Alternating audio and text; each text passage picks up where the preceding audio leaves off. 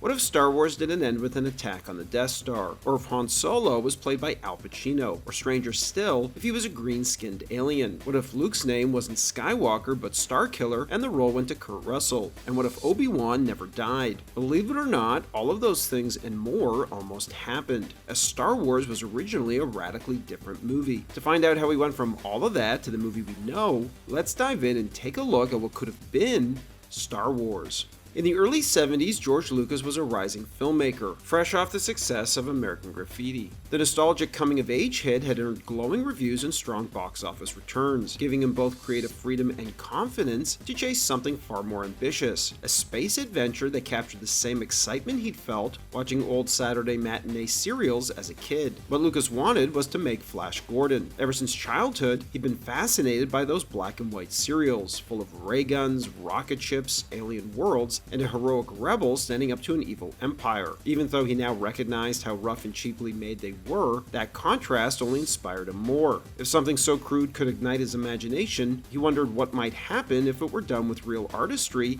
and modern filmmaking techniques. In May 1971, while visiting New York with Francis Ford Coppola to seek funding for American Graffiti, Lucas took a side trip to the King Feature Syndicate offices to try to buy the Flash Gordon rights, but the deal was a non-starter. The company wanted Federico Fellini to direct, and demanded an impossible 80% of the film's gross. With that, Lucas walked away, disappointed but undeterred. His dream of adapting Flash Gordon had died, but out of its ashes, he began to imagine something new, an original space saga of his own. However, bringing his vision to life proved difficult. The script that would eventually become Star Wars went through countless drafts and drastic reinventions before Lucas finally found the story he was trying to tell. So what did those early versions look like? Lucas began by writing the Journal of the Whills. It told the story of a young student named C.J. Thorpe and his mentor, Mace Windu, members of an ancient order known as the Jedi Bendu. Their adventures were recorded by mysterious beings called the Whills, who served as keepers of cosmic history. Lucas envisioned them as immortal storytellers who documented the rise and fall of galactic civilizations. Though he eventually abandoned that approach, the idea evolved into what became the Force, while the Whills remained in his extensive notes and background material, serving as the mythic chroniclers of the saga. During the production of Revenge of the Sith, Lucas explained that the entire Star Wars story was meant to be told to the Keeper of the Whills by R2-D2, 100 years after the events of Return of the Jedi,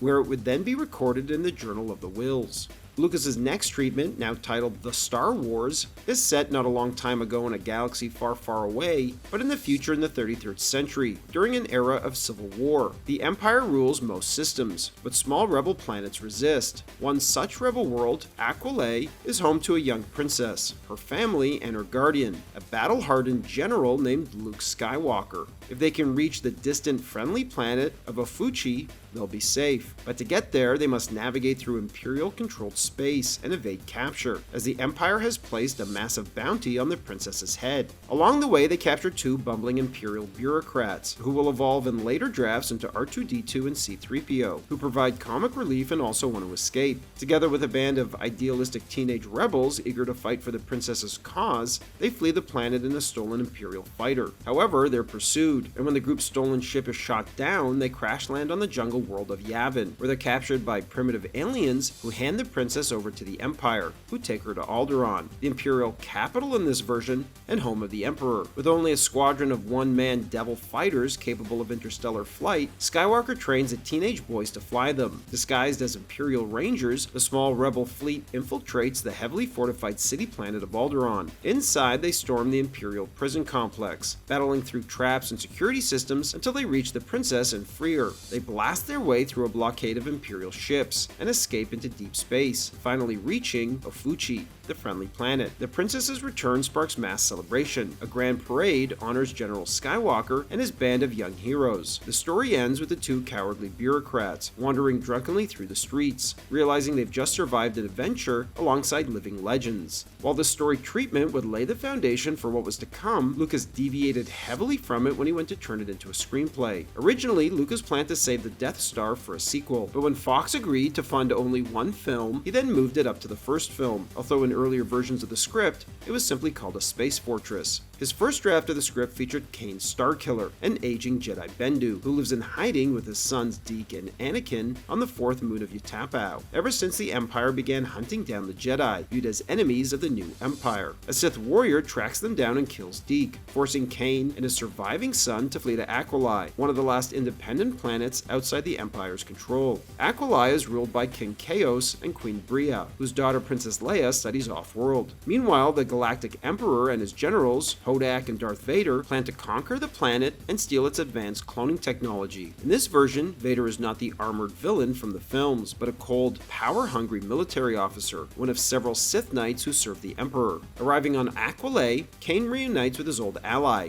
General Luke Skywalker, a veteran Jedi now commanding the planet's defenses. Gravely wounded and mostly mechanical, Kane confides that only part of him remains human, and asks General Skywalker to train Anakin in his place. When the Empire invades, King Chaos is killed in an ambush, and the royal court collapses. The surviving heroes, Skywalker, Anakin, Leia, and her younger brothers, go into hiding, aided by the droids R2-D2 and C-3PO, and by Han Solo, a green-skinned Urillian traitor who once hunted Wookiees for the Empire. To escape Aquilai, the group boards a freighter, but it's a trap. The ship's captain, Valorum, is a Sith Knight working for Vader. When Kane sacrifices his life by removing the power core from his cybernetic chest to power the hibernation pods protecting the royal heirs, his death gives the others time to overpower their captors and flee. They steal an Imperial ship and narrowly escape, crash landing on the jungle world of Yavin. There, Anakin and R2 encounter Wookiees enslaved by human trappers, free them in battle, and befriend their leader Chewbacca. Han, seeking redemption for his past, helps unite the Wookiees behind Skywalker's plan to strike back. When Leia is captured and taken to the Empire's massive space fortress, Anakin infiltrates the station to rescue her, but is caught and ordered executed by Vader.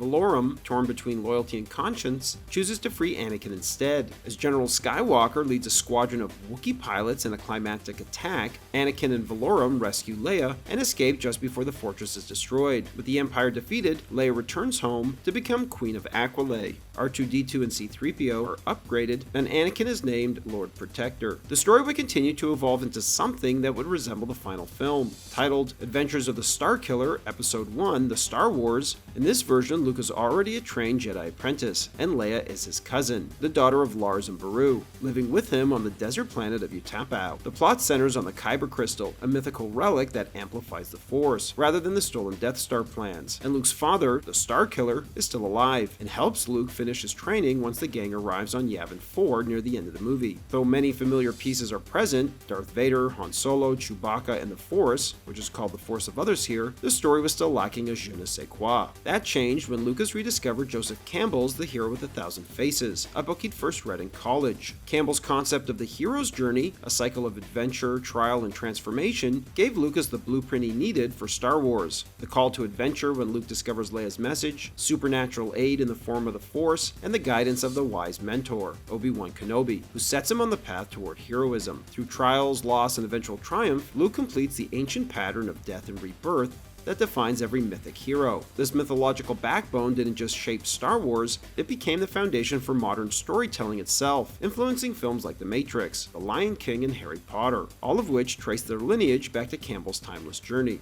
However, when Lucas finished this draft of the script, he shared it with friends like Francis Ford Coppola, but nobody was supportive. They told him he should be making more of an artistic statement like his peers at the time, Martin Scorsese and Brian De Palma. The criticism hit hard, and he sank into self-doubt, convinced he was a failure. Uneasy about the script, Lucas turned to husband and wife writing duo Hike and Katz for help, who would later write Temple of Doom, asking them to secretly polish it while promising a share of the profits, as he feared his producers would panic if they learned someone else was rewriting it. In the end, he quietly gave the pair 2 points. Lucas took the same approach to casting that many of his new Hollywood contemporaries did. He wanted fresh faces, not established stars. Executives at Fox, however, had other ideas. They pushed for recognizable names to help sell the film, leading Lucas to offer Al Pacino the role of Han Solo. Pacino, fresh off The Godfather, had become one of the most sought-after actors in Hollywood, and was reportedly offered a hefty paycheck, but ultimately turned the role down, saying he didn't understand the script. With that, Lucas returned to his original plan, to fill his galaxy far, far away with unknown actors. By coincidence, fellow director Brian De Palma was casting Carrie at the same time, and since both directors were hunting for young, untested talent, they joined forces, holding joint auditions where actors read for both films in the same room. While it's hard to imagine Al Pacino as Han Solo, Kurt Russell was probably the only other actor who came close to embodying the character the way Harrison Ford ultimately did. Russell was seriously considered during casting, with Lucas debating whether he fit better as Han or as Luke.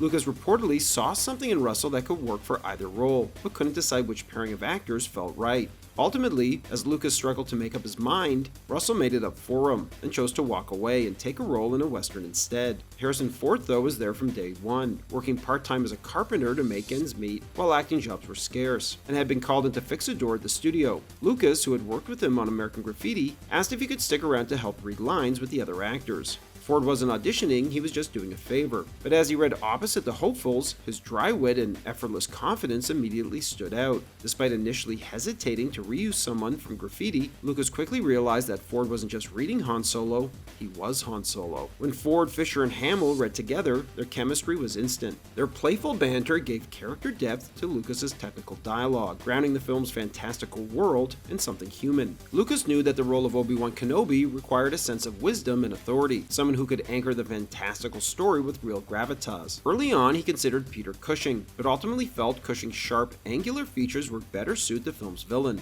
Grand Moff Tarkin. Lucas then approached Japanese screen legend Toshiro Mifune, famous for his work in Kurosawa's samurai films that heavily inspired Star Wars. However, Toshiro declined, believing the movie's special effects would look cheap and risk diminishing the dignity of the samurai archetype he was known for portraying. Lucas then delivered the script to Alec Guinness, but as the actor began reading it, he rolled his eyes at what he assumed was another piece of pulpy science fiction, but he couldn't stop turning the pages. Beneath the strange names and bad dialogue, he saw a story with genuine heart and moral weight. In a letter to his friends, he described it as fairy tale rubbish, yet he admitted there was something compelling about its mythic tone. Lucas pitched the role of Obi-Wan as a blend of the wizard Merlin and a samurai warrior, which Guinness later said was irresistible. However, recognizing the film's box office potential, Guinness negotiated not only double his original salary, but also a percentage of the film's gross, an agreement that would make him one of the highest paid actors in film history. Obi-Wan also originally survived the Death Star duel with Darth Vader, and gave instructions to Luke to use the Force during the Death Star trench run from the control room on Yavin 4 alongside Leia. However, Marcia Lucas, George's wife, suggested that Obi-Wan should die and disintegrate while everyone else is escaping, and then return as a ghost and say all the same dialogue to Luke during the trench run as a voice.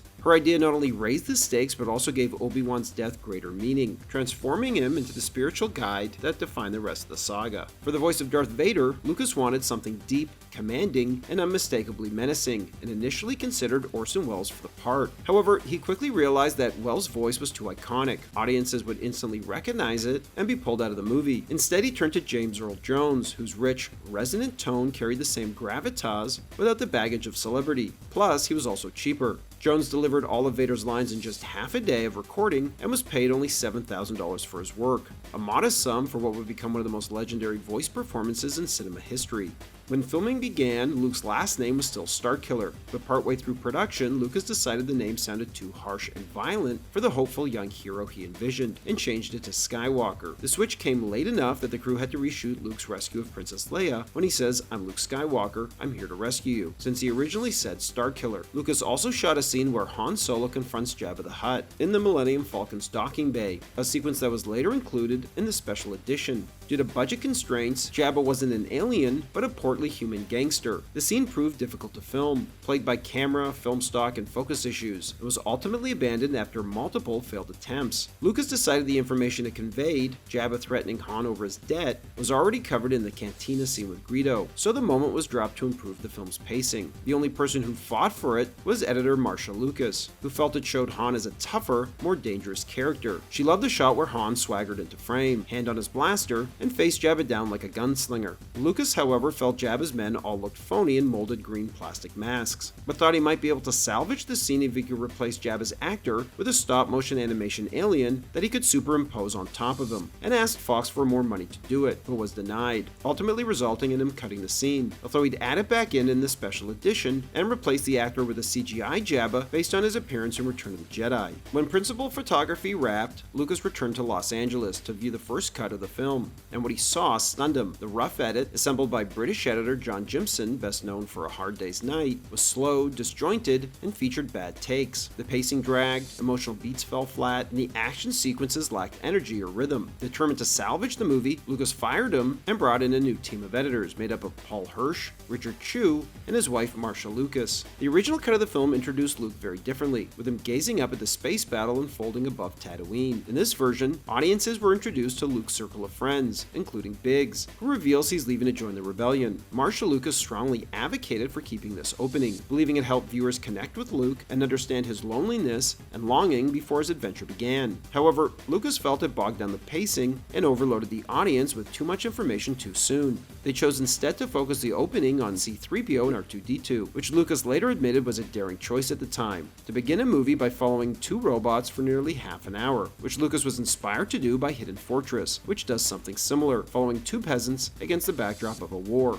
For decades, the popular story has been that Marcia Lucas single-handedly saved Star Wars in the edit. While she was undeniably instrumental, especially in tightening the pacing and editing the Death Star trench run, that reputation has been exaggerated over time. In reality, Star Wars was saved through the combined efforts of Marcia, Paul Hirsch, Richard Chew, and Lucas himself. Some of Marcia's ideas, like keeping the early Tatooine scenes with Biggs, or retaining the original Jabba the Hutt sequence, were ultimately discarded because they slowed the film down. And while she contributed significantly, she also left the project early to help Martin Scorsese edit New York, New York, after his editor died. Allegedly, Marcia respected Scorsese above all other directors, and didn't fully believe in Star Wars at the time, seeing it as more of a pulp adventure than a serious film. When Lucas first screened Star Wars for his friends and colleagues, as well as Fox president Alan Ladd, the reaction was disastrous. With the visual effects either missing completely or incomplete, the film looked cheap and confusing, and when the lights came up, there was only awkward silence. Marcia Lucas, devastated, burst into tears. Over dinner afterward,